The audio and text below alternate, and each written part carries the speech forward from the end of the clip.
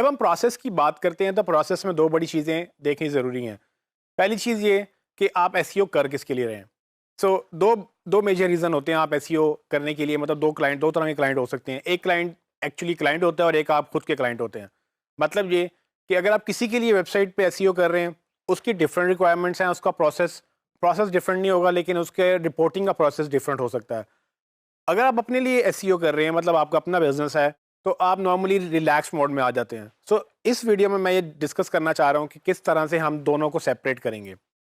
ये याद रखें कि अगर आप एसईओ किसी और के लिए कर रहे हैं, आपको हालांकि सब कुछ आता है, लेकिन अगर आप उसको प्रॉपरली रिपोर्ट नहीं कर रहे हैं तो उनको नहीं पता कि आपको कितना आता है। अंडरस्टैंड ये करने की ज़रूरत है कि आपका क्लाइंट या जो भी जिसने भी आपको हायर किया है एसईओ के लिए, वो कहीं दूर अपने अपने मुल्क में अपने घर में बैठा हुआ है। उसने आपको ना देखा ना आपसे बात की, उसने आपको एक टास्क दिया और वो ये चाहता है कि आप उसकी एसईओ करें। तो उसके लिए आप एसईओ का प्रोसेस वही रहेगा जो हमने आगे डिस्कस भी करेंगे और जो हम अभी तक डिस्कस कर चुके हैं। तो आप चाहे अपनी वेबसाइट की एसईओ करें, चाहे उसकी वेबसाइट की एसईओ करें या किसी भी वेबसाइट की एसईओ करें, आपका प्रोसेस वही रहेगा। लेकिन सबसे इंपॉर्टेंट चीज़ ये है कि एक्सपेक्टेशंस वेरी करती हैं। आपको अगर अपनी वेबसाइट पे काम करना है तो आपको पता है कि आप रोज़ क्या करते हैं, आपको पता है कि इसका इफेक्ट होगा, इसका कुछ दिनों बाद, कुछ महीनों बाद रिजल्ट निकलेगा। क्लाइंट को ये नहीं पता। अगर क्लाइंट को आपने कन्विंस रखना है कि आपको काम आता है, तो आपने उसको साथ साथ ट्रस्ट में लेके आना है। वो ट्रस्ट कैसे आएगा कि जब आप अपनी वेबसाइट की एसईओ कर रहे होंगे, तो आप बेशक जो है कुछ रिपोर्ट ना करें खुद को, आप वो ठीक है। लेकिन अगर आप क्लाइंट की एसईओ कर रहे होंगे, आपने ये ध्यान में रखना है कि उनको आप रेगुलर अपडेट्स दें। और रेगुलर अपडेट्स कैसे होंगी? यहाँ पर अगेन वही प्रोसेस वाली बात जो मैंने पहले आपसे ज़िक्र किया कि वो यहाँ पर फिट बैठेगी। वो इस तरह से कि अगर आप एक चीज़ को प्रोसेस के तहत लेके चलेंगे, तो क्लाइंट को आप ये बता सकेंगे कि भई मैंने ये कर लिया है, ये कर रहा हूँ और ये करूँगा, ठीक है? और उसमें ये भी होगा कि आप जब प्रोसेस के तहत चल रहे होंगे, तो आप उसमें रिकॉर्ड भी कर रहे होंगे अपनी चीज़ें, जो कि बहुत इंपॉर्टेंट है।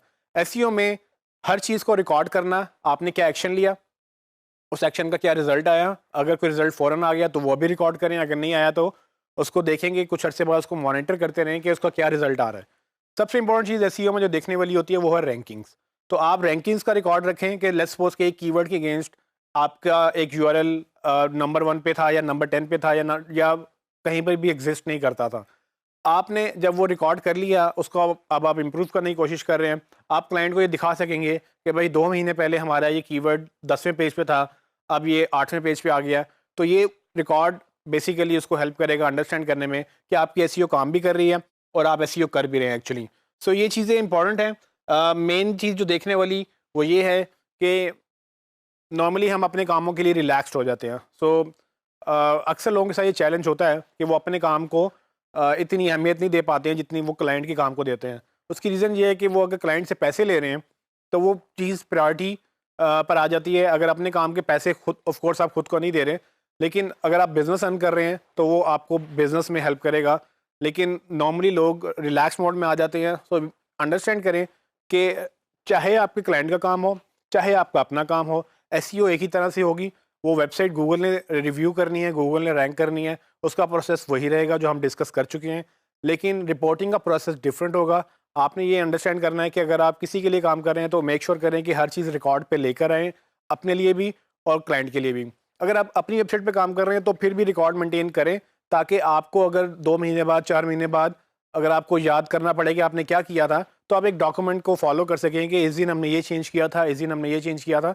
एंड स्पेशली अगर आप किसी टीम के साथ मिलकर काम कर रहे हैं, तो उनको भी बाउंड करें कि वो भी एक चीज़ को रिकॉर्ड में लेकर आएँ, ताकि आपके लिए वो जो प्रोसेस है वो काफ़ी क्लैरिटी उसमें आ जाए, ताकि आप जब भी उसको रेफर बैक करना चाहें या उसको किसी को प्रेजेंट करना चाहें या इस प्रोसेस को किसी और वेबसाइट के लिए, किसी और क्लाइंट के लिए रिपीट करना चाहें, तो ये डॉक्यूमेंट आपके लिए काफ़ी हेल्पफुल रहेगा।